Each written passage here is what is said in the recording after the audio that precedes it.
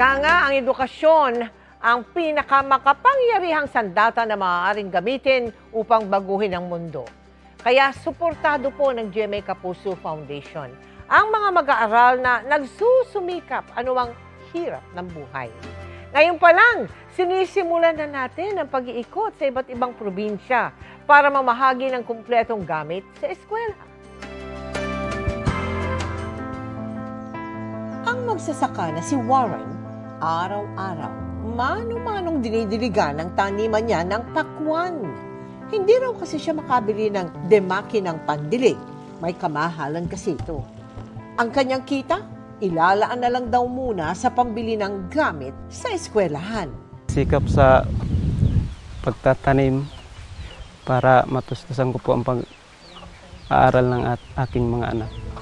Problema rin ni Lorena ang pambili ng school supplies ng mga anak dahil tumumal ang huling isda ng kanyang mister.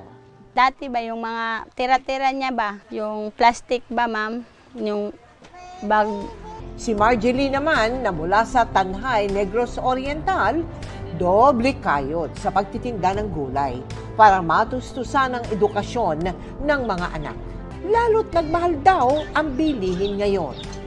Gayunpaman, kauman jud sila eskwela bisag mag-alison mi nga mauman ra jud nila kay mao man siya na akong tabang na ako nga para jud nila. layunin ng GMA Kapuso Foundation na maipamahagi ang 60,000 kompletong gamit pang-eskwela.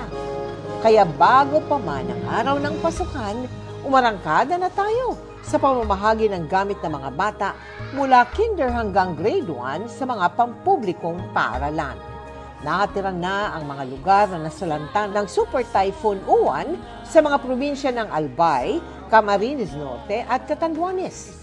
Pati ang mga naapektuhan ng pagtaas ng krudo sa Negros Oriental at nasalanta ng matinding lindol sa Cebu at Davao Oriental.